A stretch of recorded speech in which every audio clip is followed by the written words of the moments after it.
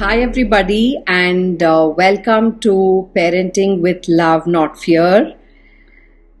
Zainab and me are really, really excited to have you all here because it only tells us that this topic is as important to all of you as it is to us. So, thank you for making the time and being here. Just a few housekeeping notes before we go ahead.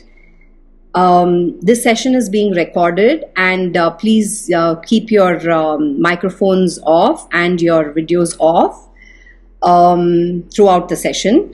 And as the talk is going on, if you have questions, please put them in the chat box, and we will get to it at the end of the session when it's time for question and answers. So I think some of you do know me, but I just will introduce myself. I am Smriti Gopal. I am a mother of 2 adult daughters, a Montessori educator, a conscious parenting coach, and the author of the book, Another Parenting Perspective. And I have with me here today Zainab. Zainab, you can come on, from Saral Parenting, who is a mom to a 5-year-old son, an early childhood educator, a counselor, and a parenting coach. So today, Zainab and I, hi Zainab. Hi. So today, Zainab and I will be exploring something all of us deeply long for in our parenting journeys, and that is connection. So, and we all know that the way to connect is through love and parenting by love, not fear. I want to just say that as parents and educators, we often find ourselves falling into patterns. And some of these patterns are threatening, bribing, controlling, forcing. Come on, we all know it. We've been there, done that, and it's not like new to us. But we don't do it because we want to harm the child, but we are doing it because that is our conditioned response, and it's a familiar thing, that is what we know. But these fear-based approaches may have got you an immediate obedience from your child, right? Your child might have listened to you, done what you said, and you think, great, this is the way to go. But we are here to tell you that this has long-term scars on the child, on the parent, and on the parent-child relationship. So, is there another way to parent?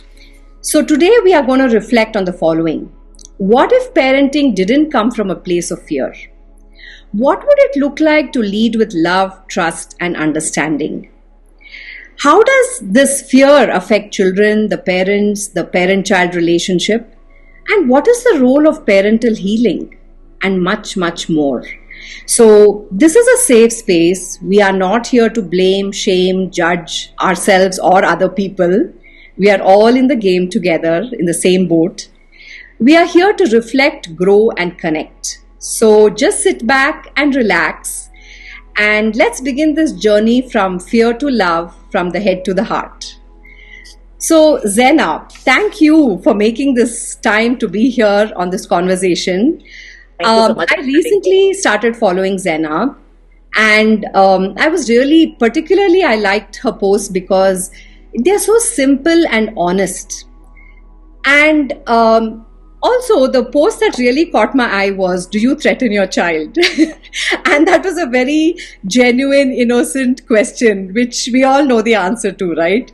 So it made me want to reach out to Zainab and talk more about this topic. So that's why we are here today. And for all of you who are joining, correct me if I'm wrong, but I feel like we are living in a world where everything we do is kind of tinted and colored with fear.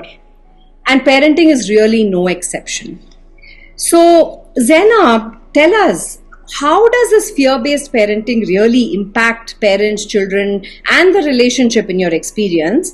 And it will be nice if you can give us one example how you or anybody you know has recognized and shifted from fear to love.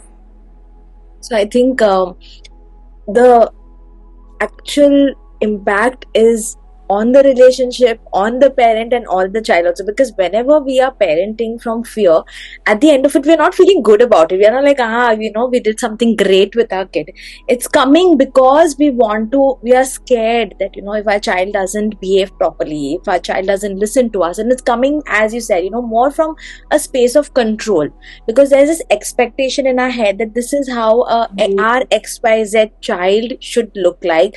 This is how my child should behave. This is what society is saying the child should behave. So that fear, and with social media, is just so constant, with social media influencers, with everybody portraying a sense of, my kid can do this many activities, my kid can do this. And it starts, the threatening starts very early age, when the child is just taking like a pen in the mouth, and like we just show the hand, or we just show our eyes, and it just so, the response that we have is so conditioned and so quick.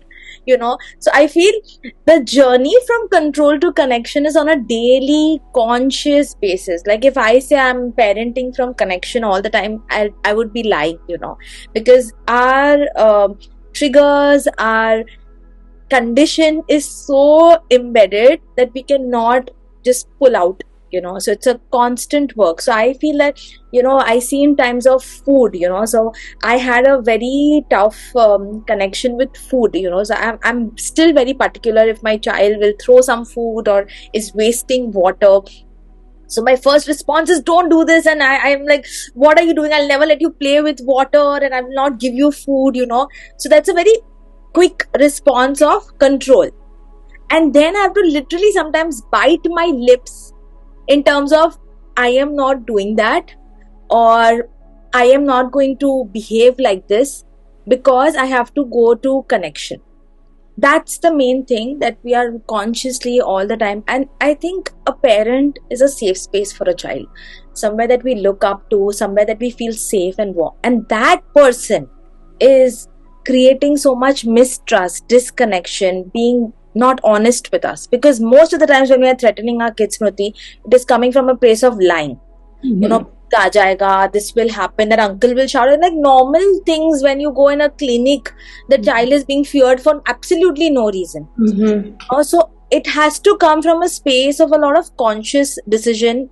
And I feel that you would be better to say that, how does this fear-based parenting, because you are now, a parent of 2 adult kids. I'm more from, a early child perspective. So I would like to know, what do you think is fear-based parenting look like, and how does it affect children in your opinion?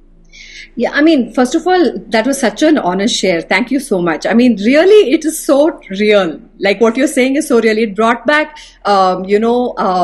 memories of my raising the girls and, saying these kind of things just to get them to do something like that. And of course, we all do better when we know better. And that's why we are here to, be compassionate with ourselves. So, yeah, I mean, you're right. And the first thing I feel somewhere, we think like parenting is our child should be listening to us and we know better. This is what is right for the child. And that's where the battle begins, right? Whether it is eating food, wearing your shirt, going on a date, going on screens, name it, for whichever age. It's an expectation dilemma. So child is not obeying our expectation, meeting our expectations, and there comes this whole surge of feelings like, what do I do? It's kind of an helplessness if you actually think about it, I remember, and this comes in different stages. Even as a teenage child's parent, you're going to feel, what do I do? How do I say? So it starts showing up like threatening, bribing, come on, do it. Otherwise, like your little one will say, okay, Goga will come, will do it, which whoever this Goga is. But then when the child reaches teenage, nothing's going to work. Like, who's the Goga? You are the one who's going to be the frightened one, So it doesn't work. It just, gives way. And we're like, we use something all these years and that's not working. What to do?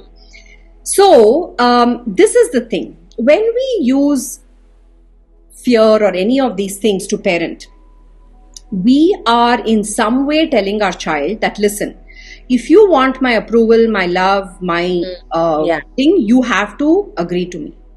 You have to do what I say. And when not fortunately we know now, but unfortunately, this is where people pleasing begins with the Yeah. parent pleasing, right? Like we are not able to understand from the child's perspective, and we are asking them to agree to some conditioned response of ours. So the basic underlying energy in fear-based parenting is anxiety. And Yeah. what if they get hurt? What if they don't eat? So we parents are not monsters. We are actually loving our children and we want to do well for them, right? And but what if this happens? What if that?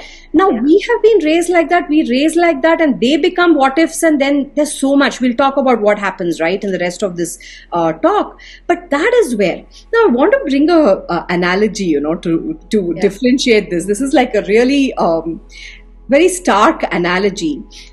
You all know, and I think, Zainab, you know the story of how the slipper came into being, right? Like why we wear slippers.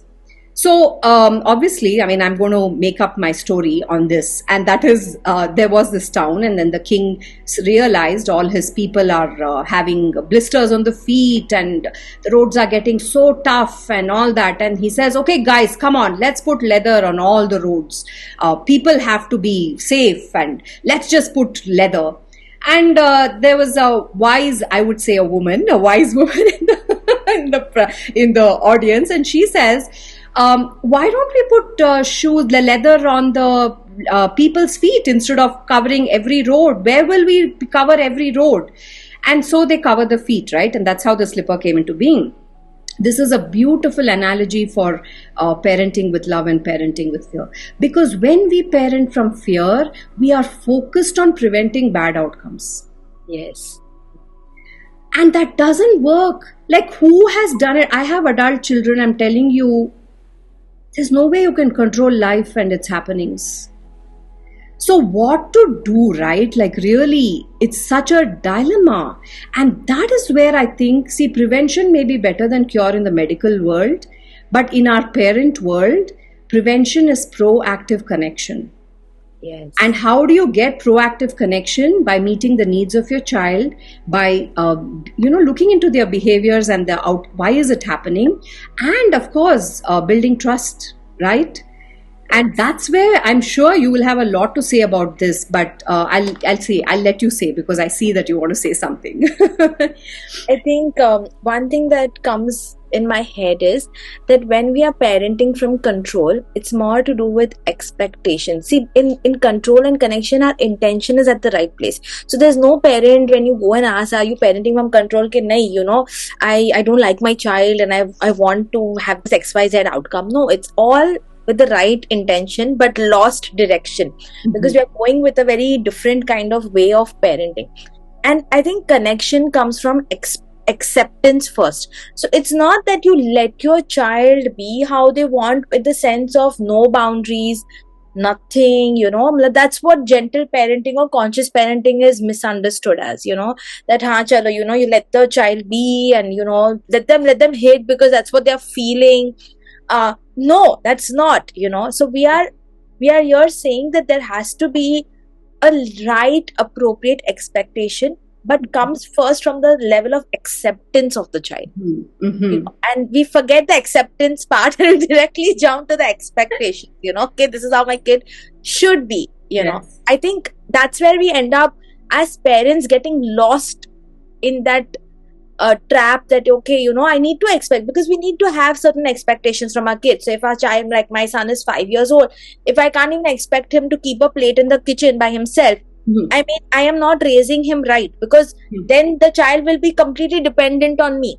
Yes. So I think that's where we need to get that clarity, and it takes quite a journey to figure that out. Yes. But yes, with the help of this kind of researches or what we are looking at now, there is a lot of beautiful content out there that can help us embark on that journey and be with the right intention in the right direction. Beautiful. I really agree with you, because this misunderstanding causes a lot of confusion, Yes. See, our child is not cognitively ready to drive the car just by themselves, so just without giving them the skills, if you throw them into a swimming pool, what's going to happen? So obviously it's our job to give the skills, it's our job to support them, back them. We're not saying any of this is not okay, but what we're saying is, can we do it without fear? Can we do it from a place of love? And that's what we're talking today. So I want you to just tell me a little bit about, how do you think that this fear really affects a child? You can tell it from your age group perspective, then I can tell it from an older age group. So one thing I think, as you just mentioned, after a certain point of time, it will not work. That's what happens, like, yes, threatening, bribing our kids, giving them rewards, giving them punishments will work. I'm 100% saying it will work in the young age. Why? Because you are the child's world. Right now, they are not so much influenced by their peers and everything. So when you are in the situation, all they want is your approval. They are surviving on you. So mentally, they are hooked onto you. So you are saying this, so they will turn like that. Now what happens is that when we create that sense of relationship, and when we grow older, the disconnection is very quick to happen in the later ages. Nothing works is that. And second thing is, which we are seeing, is a lot of trauma that is coming from our very early childhood. Something, now if you ask me, why am I scared of this, or why, many a times we cannot even pinpoint from where the trauma is coming. Because we were so young that happened, that we don't even remember. So I remember I had heard this one therapist, okay, she was telling about her case that she had taken up, and that has stayed with me for a very long time.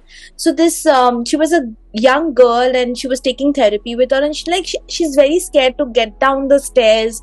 Anything little bit of height also, she gets very scared, which is not normal, because one is that really big height, and this is this normal height that she was getting scared of. So when they kind of dug deep and all, and when they had a conversation with the mother and everything, it came that when she was like some months old, that time the mother was very exhausted and frustrated, and she was having a very big fight with the in-laws. Okay, and in that point of time, she picked up a child and just kind of threatened the family members that I will throw the child out of the window. And now it's not the child's fault. It was nothing to do with the child, and the child would have not even remembered if the mother had not opened this up. So trauma is so this that then it stays in the body. It's not staying anymore in your consciousness.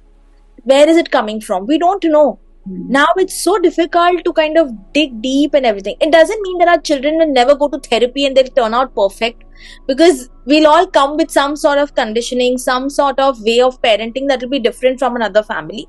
But is that, are we raising from which intention, and are we going towards that direction also? Or we are constantly doing the fear-based parenting when we are constantly on the edge. Am I doing right? Am I this? Am I that? And now I think, Smriti, the anxiety has just reached another peak of gentle parenting. But the parents are so fearful to another extent that threatening to ho raha hai one side. The other side, the parent doesn't want to hurt the child's feelings, cannot upset the child, cannot let the child have a tantrum because, oh my God, the big emotions are coming. And the parents don't want to hit, shout. So now they are doing that permissive parenting. So there's this other level of spectrum happening. What do you think, Smriti? I totally agree with you. It's like a pendulum, like we've swung to one side, now we're swinging to the other side, and then somehow we need to come and find our center. But so many things that you said resonate, and I completely agree. And, as like you said about the example with the therapist, I have examples in my own life where I see so much of fear in everything, and very simple things like, it is not like the parent has done something so big. You might have just taken a sandwich from one child and given it to the other, or you might have just said, no, don't, keep quiet now, let your brother do it, or something like that. And that simple thing can show up in different ways. And you said another very important thing, which Gabor Mate is talking a lot about, is a body keeps score. That can be very detrimental to unfolding of a child spontaneously. So anxiety, and I know I have anxiety, I deal with it, I have passed it on like a generational hand me down to my daughter, and I know, and there's that guilt underlying that also. So there's so many things that is a part of our life. I want to just bring two things more to the affecting of the child. Like the anxiety is a big thing. I'm sure all the listeners here, the participants are going to agree with us when we say that anxiety is something. I mean, guys, you're welcome to comment in the chat and say yes, yes, yes, because this is how we really get it out. Like it is happening. And so today we're here to take that out. One thing, that is one thing. The second thing is the child somewhere becomes either compliant or becomes a rebel, because there is something not matching their inner being, right? So it becomes one of these, and so we have a people pleaser or we have a rebel, and both of these are betraying the true self of the child, right? So they're not meeting who they are, how they can unfold, what is it that I want to do. In some cases, Zainab, it is so scary, they stop telling what they want because it brings up so much fear in them. Yes. It is like, I can give you an example of a education example. Like when I was working in a Montessori school, we had this little girl who dropped something on the floor, like it was a bowl, and she dropped it, and she immediately rushed under the table and refused to come out from under the table the whole day, the work day, And when it was time for the parents to pick up, we were like, we couldn't get her out, and so we asked the parent to come and take her. And when she came, she pulled her out and was yelling at her, why are you sitting here and why are you doing this? And then we realized that when she dropped something at home, she has been whacked or, really yelled at. The child has become so fearful that now for her, running and taking escape somewhere. And guys, as an adult conscious parenting coach for adult children also, I tell you, we take escape in other things like substances, food, screen. So what is it? Like we are seeking the same refuge. Like where can I run? I'm just so scared.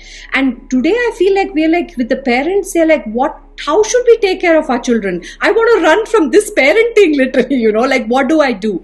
And that's why we're here to have this conversation. So, and then the bigger thing, right, Zainab, is like I said, this child was so full of stress within herself.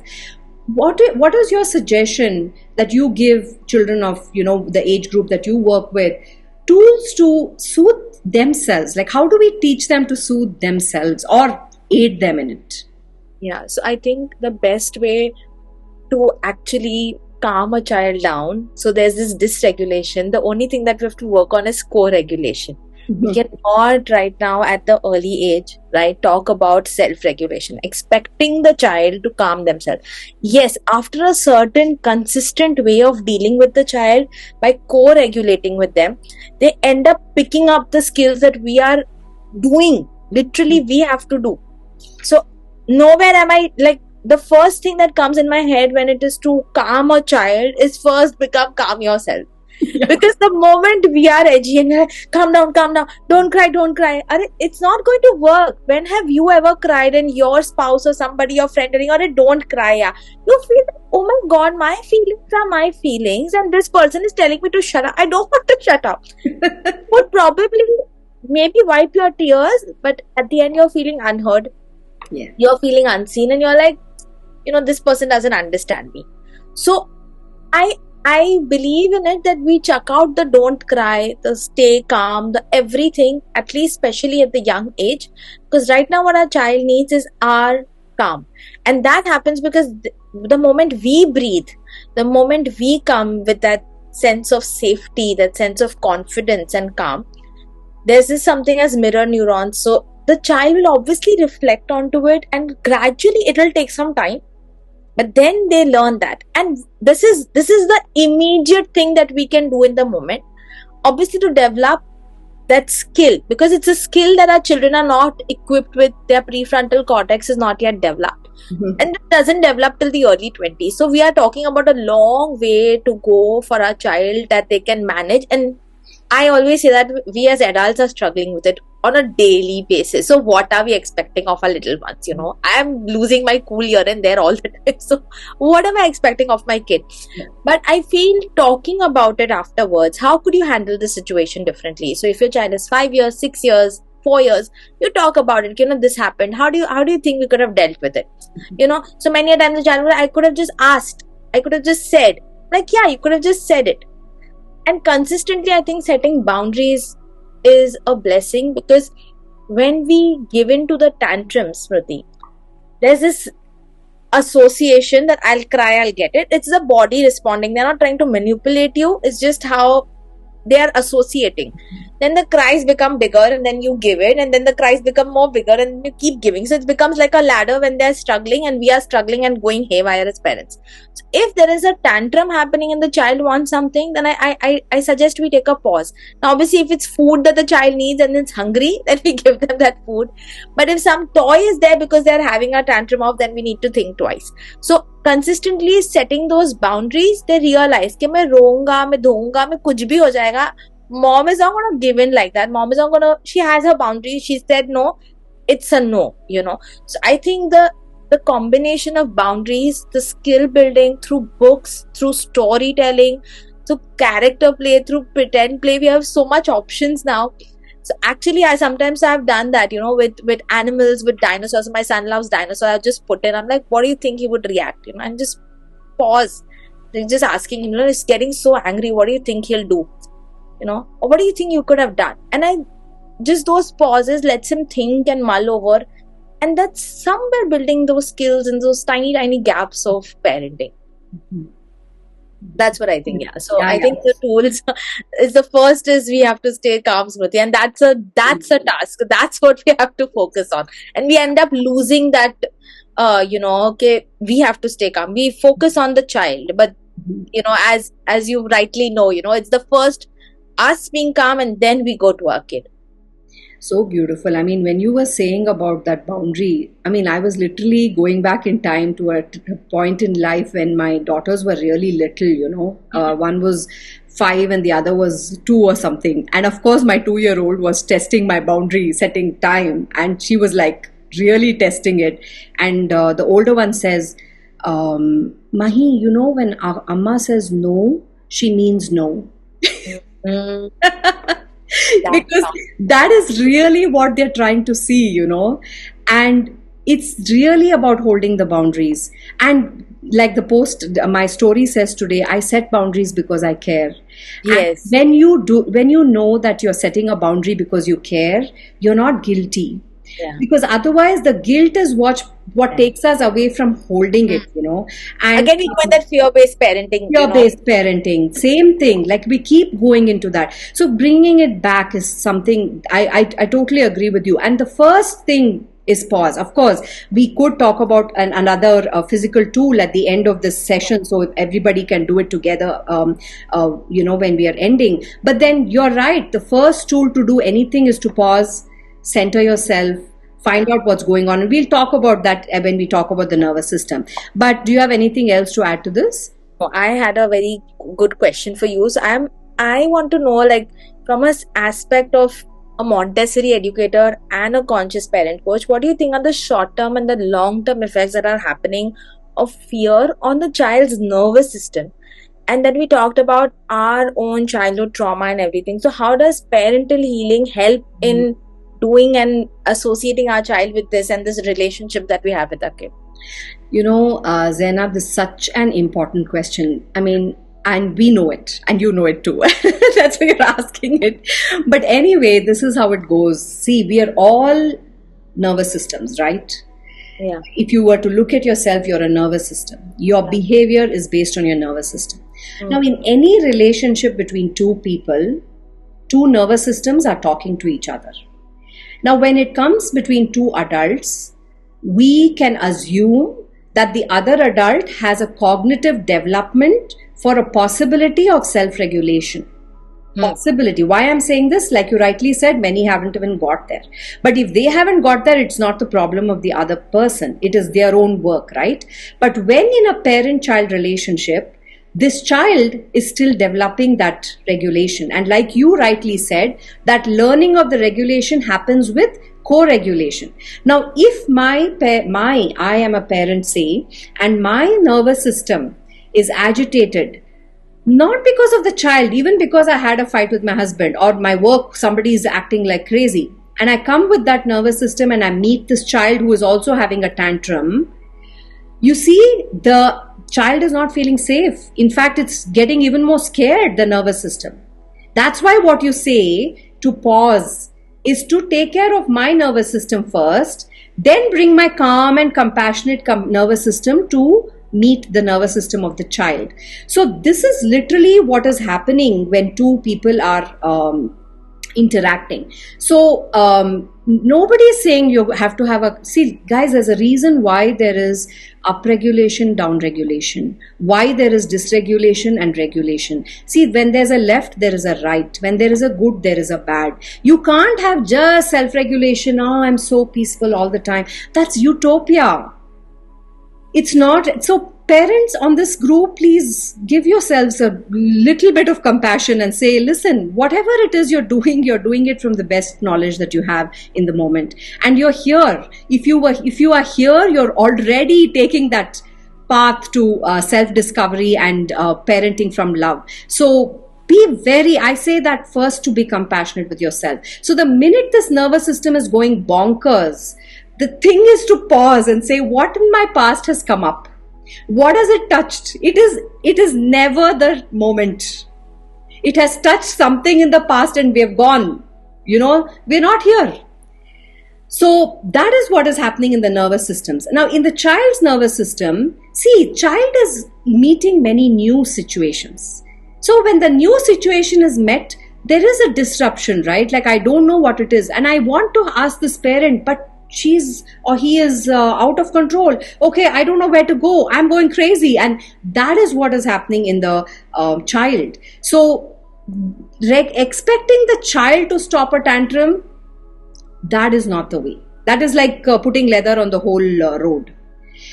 Looking at ourselves and looking at our nervous system and saying, hey, how can I soothe? I will give you a skill in the end of it. But whatever it is, the first tool is what Zainab says. Stop and pause. Don't say anything from your mouth. Isn't it, Zainab? Just don't even open. I bite my lips, so I'm biting my lip because something doesn't end up coming from my mouth. In fact, Dr. Shefali says the most underrated word in parenting is silence. Just be silent. So how does one be silent? Now, I know there are parents in the group saying it's so easy for you to say, but it's never possible to be silent then. I hear you.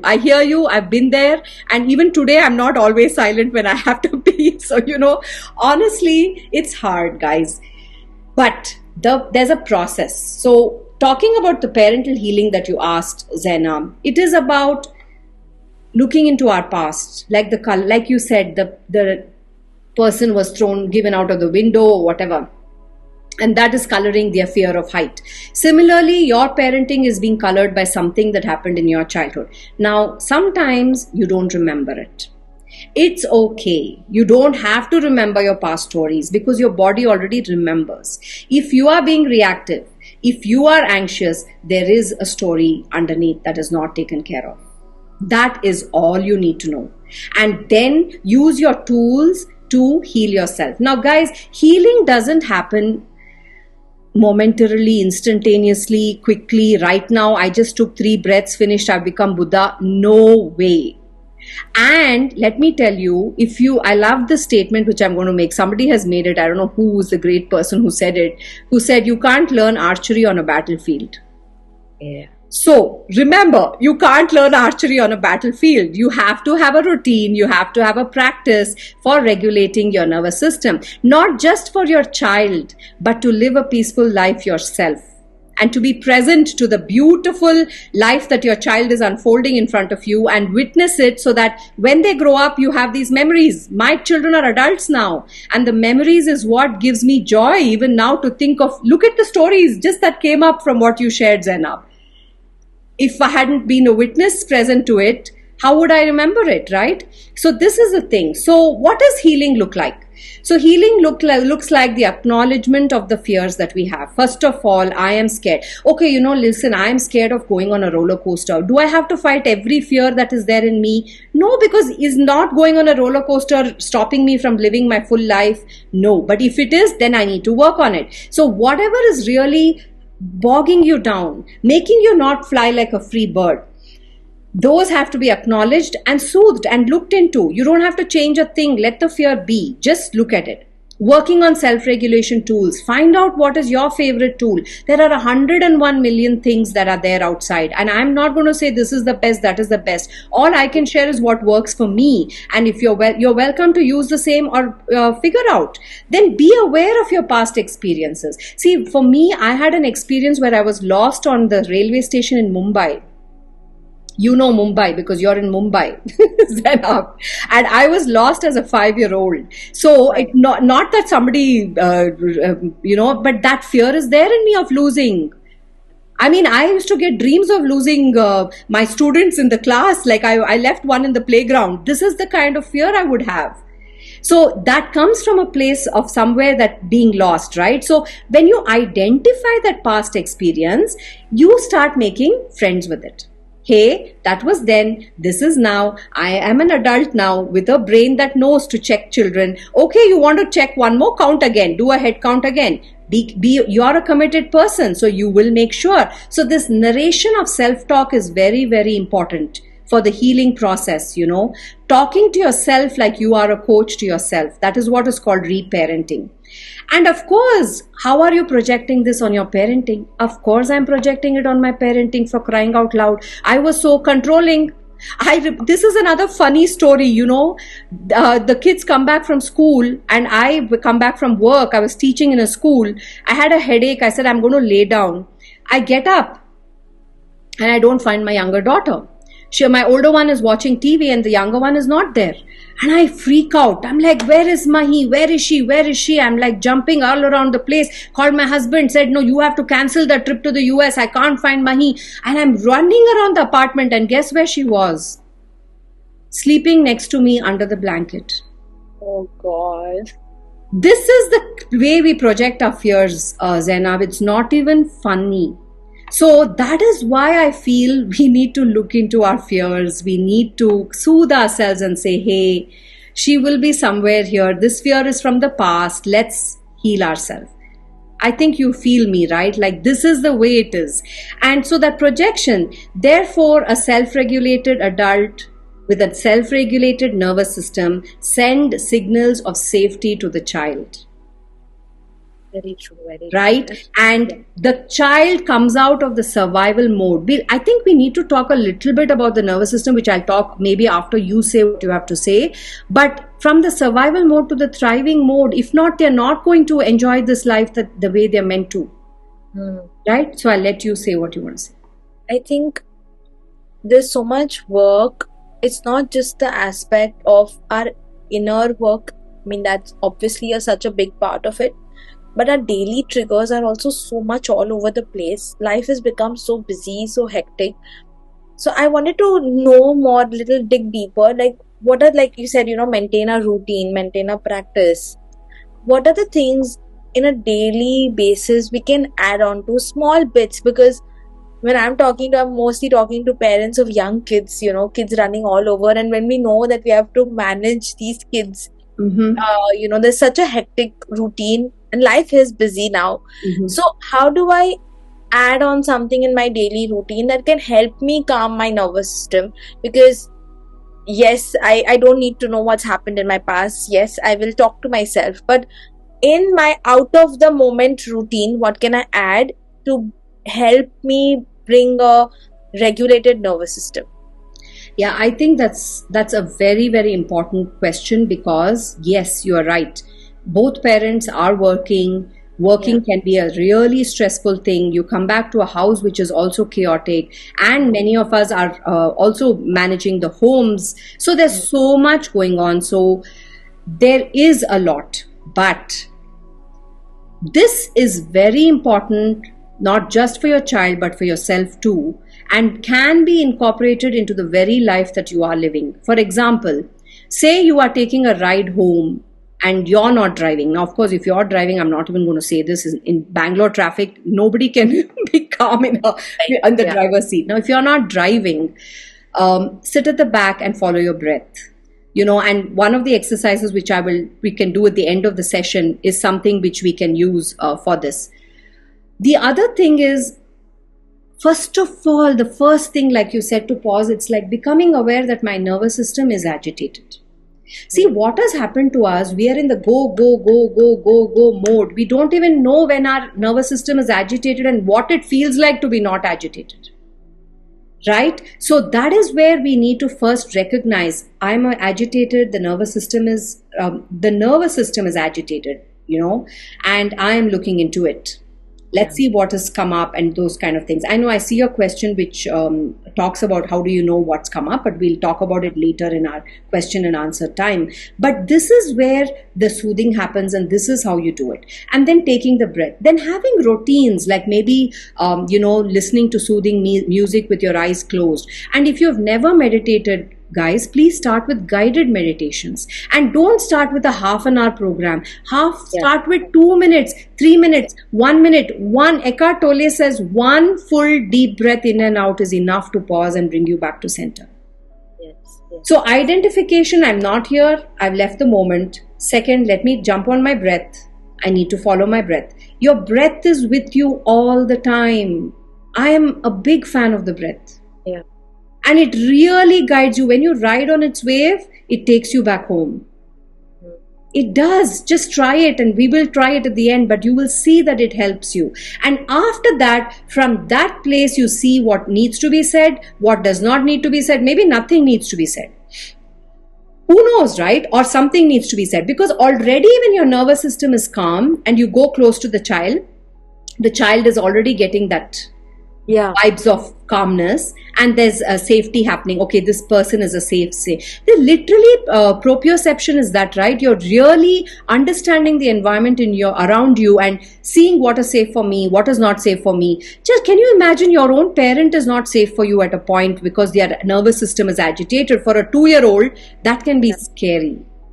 Isn't it? For a 3-year-old, it's scary. And for a teenager, it's like, okay, I'm just going to take my own road. I don't think this person knows what I want. And then that road may not be the road that's for the well-being of the child. So the whole thing about is when you do all these practices is what are you doing? Like you said, we are moving from the survival mode to the thriving mode.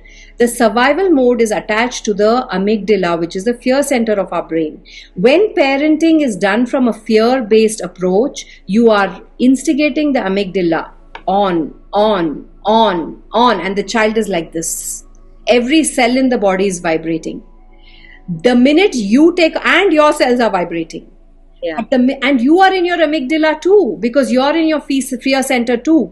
When you do these practices, you move from there to a place I call it the wise place, and that is the prefrontal cortex. And when you do meditation, even when you focus, when you just put your attention on your breath, you are getting the prefrontal cortex activated for the wise thoughts to come and help you out. So any practice you use, any practice where you are not reactive, where you're not following your thoughts, that is doing this. And when our children are in the survival mode, they are not doing anything but doing survival. How the hell should I stay alive in this scenario? I'll do anything, and coping mechanisms start getting developed. But when you are in the thriving mode, hey, what can I create? How can I sing? Shall I dance this? Shall I play this? Shall I put this on top of this? How will it look like this? This kind of creativity comes in. It's not just learning and doing well in the exams, it's also about how am I living life? Oh, that looks so curious. What is that? How can I do this? That kind of, making stuff and creating, all that comes only from the thriving mode when you are in your prefrontal cortex. This is true for us too, right? Yeah. So, and that's the thing. And just to add one more point before I let you say it, Zainab, is what about the heart rate, the breath rate, the muscle rate? It's all going up the limit for the child. And all this, the clinginess, the jumpiness, the frustration, the anger, see, these are all normal for any child to have. But when they are in fear-based parenting, these are all multiplied by 100. Then we say they are defiant, they have this problem, that problem. But the problem is the environment. It is instigating that nervous system, So that's what I would say about the tools. Anything else you want to add to it?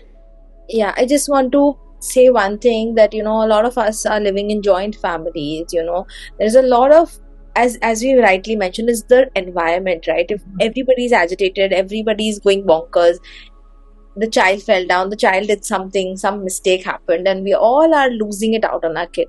I feel one very important thing that I tell my parents also, that whenever you are in that situation where everyone has lost their cool, okay, and we feel now there is no hope, so I think we got a Q&A also of that, so we could kind of you had mentioned, I think you can do that now. Yeah, so I think one of the things about the fear-based parenting and coming from a space of anxiety is that I just have to work on myself.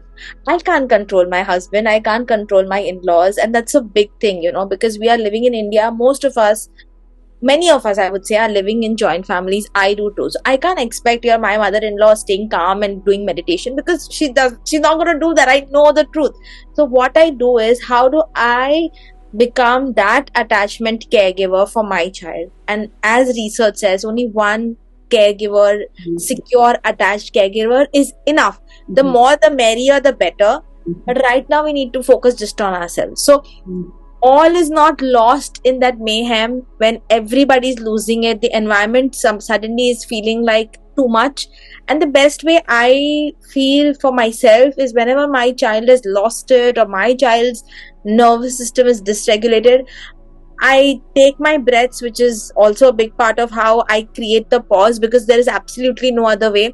And I would be looking forward to what kind of breath work you shared. But the one that I do is the 3-4-5. Yeah, that is tell us about it. For 3, hold for 4 counts and exhale for 5. And I always tell, it's like a muscle you build. So tabhi ke tabhi you will remember to breathe. That's not going to happen. It has to happen when you're cooking, when you're working, when are you doing your exercise, whenever you can, create that moments of pause so that your muscle is built of breath work, that when that situation comes, you can take the pause. Because if you imagine and you think, I will take the pause when my child loses it, that's not going to happen. So, what I do is, most of the times I pick up my child and take him in the room. If there is a lot of public outside and my child is losing it, I don't want to parent him the way I want to in front of everybody, because everybody's going to comment. Everybody's going to interfere. So I know, as much as I have learned that, this is the best way possible for me right now, I just pick him up. So there have been, when he was small, he would flail and be angry. Why are you taking me in the room? What is wrong with you? But I have seen that so many times, that containment of a room and not being all over the place really helps the child to kind of bring a sense of safety, warmth. And now there's this acceptance that no matter how much my big emotions are, how much messy they are, Mama is here and she'll accept me. And there are times that I've lost it. So I just want to address that also. A lot of times, the more important part is also repairing that rupture that has happened. We've lost it, we have lost our cool. Apologize, show up that responsibility that, yes, I lost my cool, I'm sorry, can we do a redo? This is what I meant to say. And that helps, because we are giving ourselves also the second chance. So we're talking about compassion. That is a big part of actually taking the responsibility that, yes, I messed up. Yeah. And I am taking responsibility for it. And this is how I would like to approach this particular problem or this particular challenge. So I wanted to ask you something, that now let's talk about older kids, that yes, the anxiety has come onto them. They are also dysregulated. Their nervous system is not showing up. The anxiety is at the roof. Is it too late to change? And how do we take that turn if it is our children are grown up? How do we take that back? Yeah, I mean, I think that also ties into one of the questions I saw in the chat, where it said, what did it say, that how do I know the kind of anxiety that I've had? Like the example you gave with the child being put away, or me Yeah. being lost when I was young, and how do you know some of the experiences you don't even remember, right? So the thing is, one thing is, it's never too late. First of all, to answer that question, it is never ever too late. And like Maya Angelou says, you now know better, you act better. That is the only policy that works. And the second word, which is a gem in parenting, is repair, like you rightly said. So silence is one, repair is the other. You always have to choose again. There's a chance to choose again. And that's the compassion that we have. Not like, yeah, you can go on messing. Because when we keep saying sorry to our children and we keep repeating, they're like, what does it mean? I mean, I thought you said sorry, but then you're again doing the same thing. Like, what does it mean, right? So that is, it's never too late, guys. So if your child has, already has the anxiety, like I know it. I'm speaking from experience. My daughter has it, and I know where it's come from, and I know what's happening. That's why I'm saying the guilt also is an underlying factor of all these things.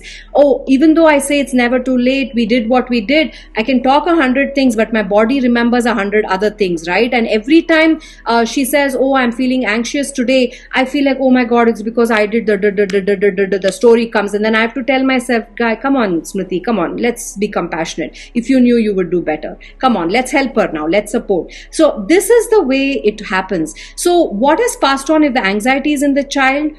We have to give them tools now. We have to understand that it hasn't come from anywhere. Why is she like this? No, I know why she's like this. I know where it comes from, and I see it in me, right? And in a way, we become buddies for each other. This is the way I soothe my anxiety. You can use this tool. That's how I'm doing it with my older daughter now. She's not a little girl. She's also doing her own work. But we share notes on what podcast we heard, what book tells us about anxiety.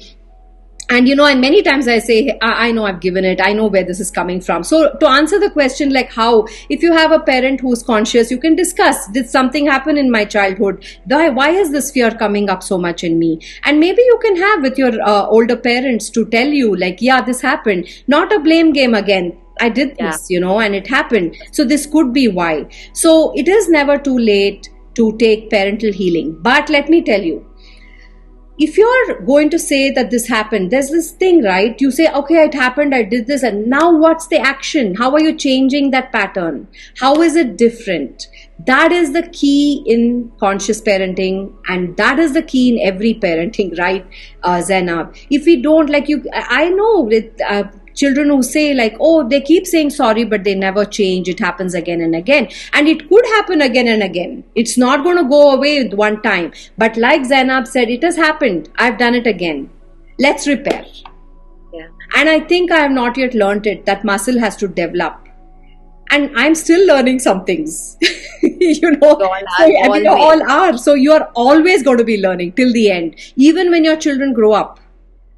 When they are adult children, there's another learning to happen, which is letting go. And it's not easy to let go children whom you have, they're a part of your heart walking around there in this world with no leather on the roads. What are you going to do? Life is not going to just say, oh yeah, sure, let me cover. It's all going to be what it is, right? And equipping our children with these tools. So yeah, I wanted to ask you also,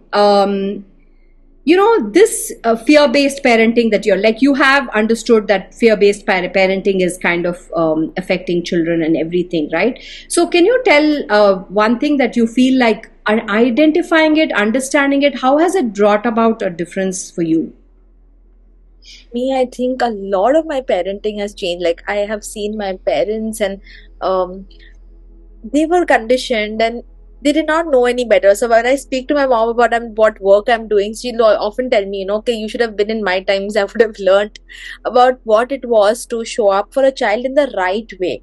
So a lot of times what we end up doing is we end up with that fear, we end up withdrawing the love, and not showing up for our kid, because now we feel if this behavior is happening, we need to take a step back because now he needs to know or she needs to know that she's done wrong.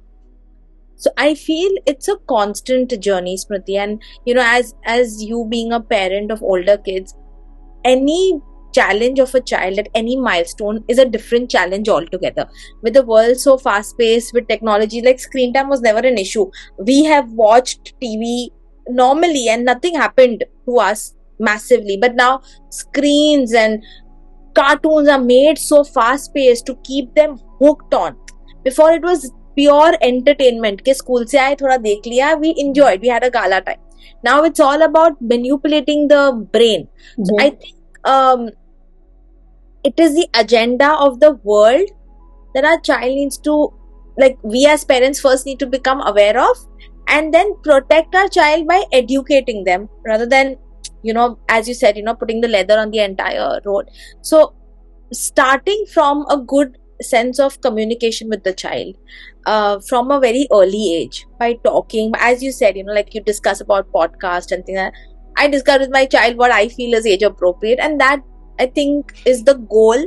And I feel one more very important thing is, if we are using it from a connection base, that I as much as possible try to do as a parent, is that I take a step back and just see that when you're fear-based parenting, I feel we can sense it, that we are on the edge.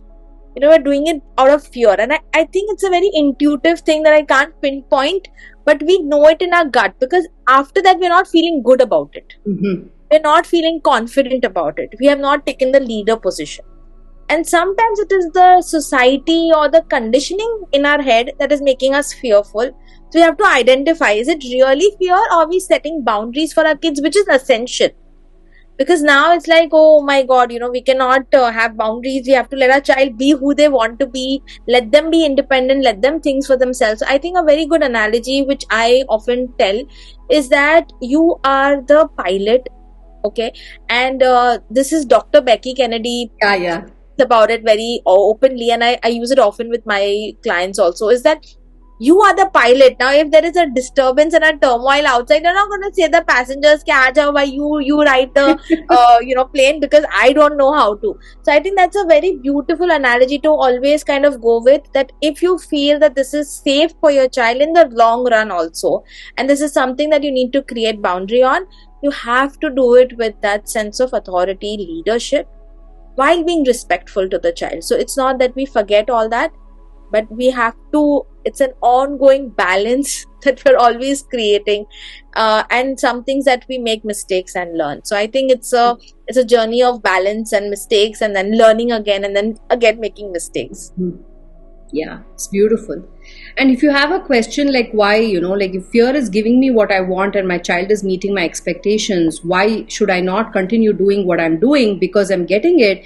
It's because of all these reasons, because it's just not the immediate moment.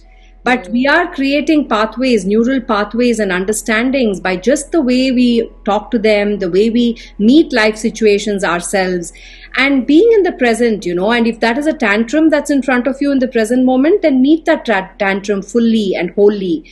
And like we both said, the best thing is to be quiet and sit with your breath. You'll get guidance. I'd like to ask you, what is that breath work that you've been talking about? I'm so curious to know, how is that looks like, so thank you. I mean, it's really not something so different from what you do. It's all the same, and it's not something big, but something easy, For example, what I find, like I do have a meditation group where we breathe every day, and we are adults not every day, every week, but we are adults who are breathing, and yet we have a problem where we run behind our thoughts, okay? And just imagine how a child would do it if there's so much going on. But as a parent, if you have a child in front of you who's creating a different scene than you expected, and your nervous system has gone bonkers for whatever reason that we spoke, it is difficult for you to say, I need to be on my breath. Okay, now I need to be. First of all, your prefrontal cortex has gone.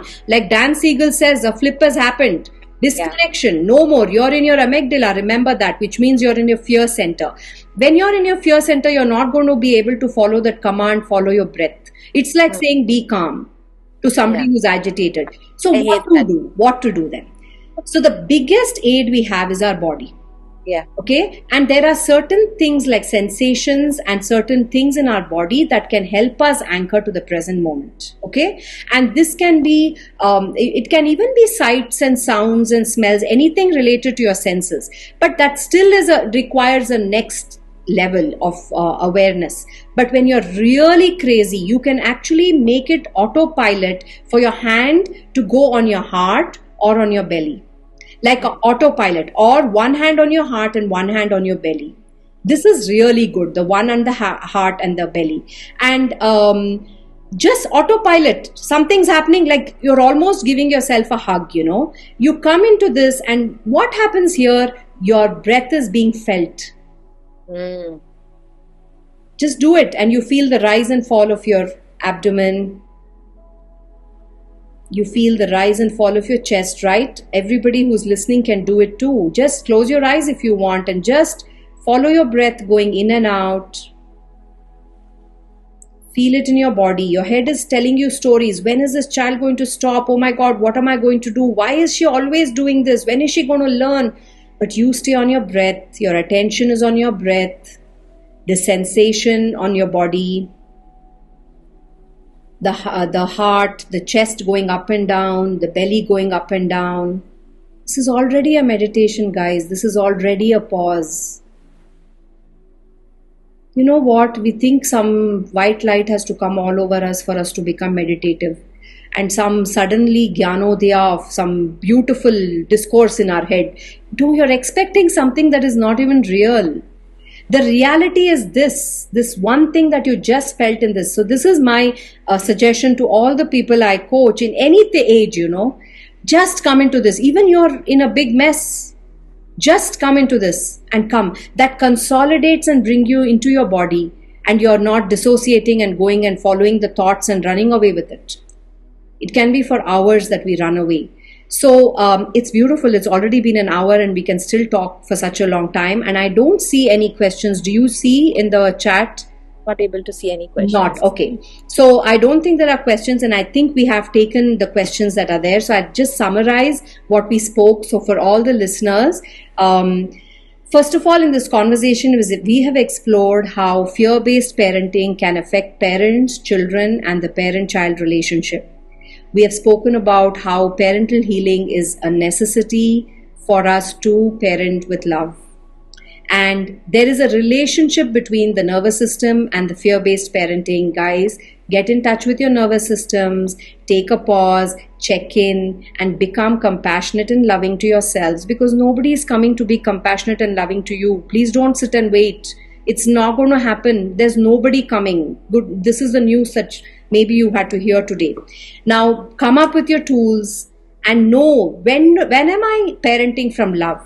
I'm parenting from love when I'm using boundaries, healthy boundaries, when I'm allowing choice, when I'm collaborating with my child, when I'm giving them age-appropriate autonomy, and when I'm respecting my child, and at the same time myself as an individual.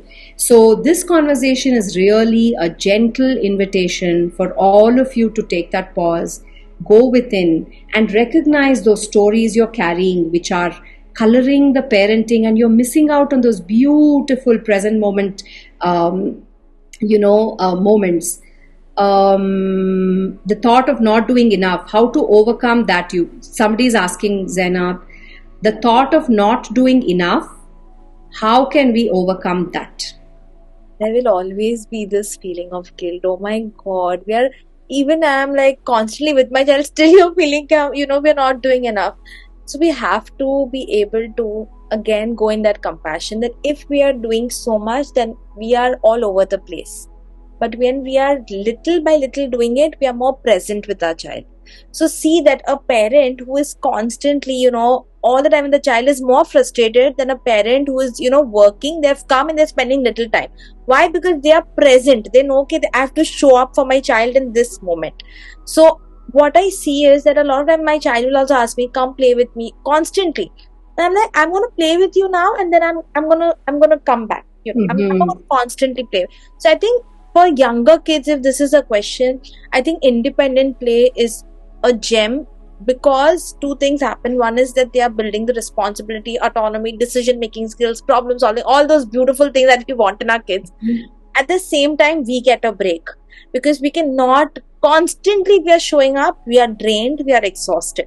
So taking some time back, holding boundaries, as I said, in this housework, in normal play stuff, 20 minutes spent with your child, be wholesome, be present, keep your phone aside, show up for your kid. Mm-hmm. But if you're expecting all the time I have to show up for my kid, you don't have to. That is going to drain you. And then maybe today, tomorrow, day after, you will show up. And then the fourth day, you're going to lose your cool. So know what feels right for you and having that compassion. Because the society, the social media is always going to tell you you're not doing enough. Yes. You have to tune it to our environment. Correct. I just wanted to say to this question, everything that you said, plus, that's ditto. But also I want to add that two things, quality versus quantity. Quality trumps quantity. Okay. Right. Secondly, the I am not doing enough is only a thought. Yeah. It is not a reality. Right? It is not a reality. And you're following the thought and believing it completely. And if you didn't know, guys, all your thoughts need not be believed. You have the cognitive ability to question your thoughts. And what is enough for you today may be a different enough tomorrow. When you had 20 meetings in your house, when you come in your office and you come back home, your enough is different from when you had 5 meetings in the office and you come back home. So working parents, please be compassionate and be present when you are here. That's the thing. Now that itself is not possible because of us not taking a pause and going into our stories. When we do that and we come into this moment, then even 1 minute is enough. The child knows it. And like parallel play, why I'm saying is because when the child is playing, you can be working and that could be your play, and you don't have to be giving your 24 hours. This is a thing we all feel, right? This is a conditioned response, right, Zainab? Where we feel that somebody is caring for us only when they are with us, doing something with us. Yes. Not necessarily. They can be across the world in another place and care for you in some other way. Like I'm learning that because my children are across the world. So I know they care because of different ways. There are different ways of caring. So question this thought that I'm not doing enough. Question it, bring it up on the podium, debate it, guys. Don't believe every thought, especially about parenting. Don't believe every thought. Bring it to the podium and be the wise one. Let it question this thought. You have a wise one in you, okay? So I think that's a wrap up. What do you say, Zainab? Have we spoken enough? Yes. Have we spoken enough? I hope the audience. Can we say something, Smriti, Zainab? I was typing it out and somehow it got lost. But I just wanted to say what an insightful and informative session. There was so many, I don't know, so many diamonds that came out of today. My son is 11 and it went back to a time when he was 2 and I struggled with so many of the things you mentioned, right?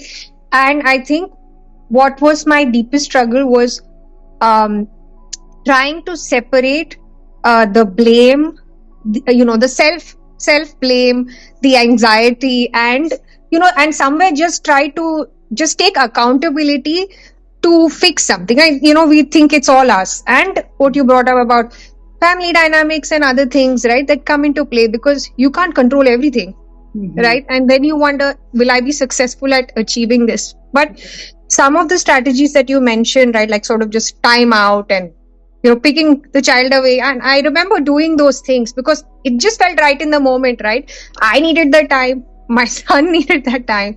But now we are way past that. And it feels like a distant memory.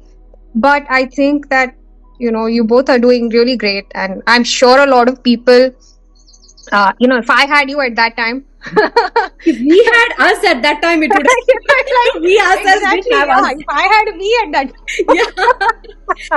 So thank you, Rachna, for sharing that. I just want to also say a kind of a reframe. We call it as a time in rather than a time out because we need a time in, and which is why we take our child and get it to the and we have our time in there.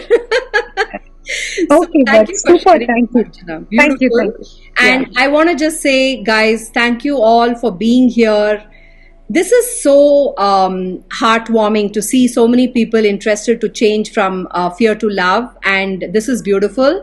And also, Zainab, I want to thank you. You have taken your time to be here. You have offered yourself fully present, and that really means a lot for all of us. So thank you so much for being there for my community, and I'm happy your community could join and get a glimpse of what I Thank talk you. about. And Thank you so much, Smriti. Thank you. It was an absolute pleasure being really, and just having a chat with you, and I really hope that some insights like Archana has picked up, other parents have also picked up from yeah, this. I really hope this was worth your time, guys. We did run out more than our scheduled time. I respect your time, so we will stop now.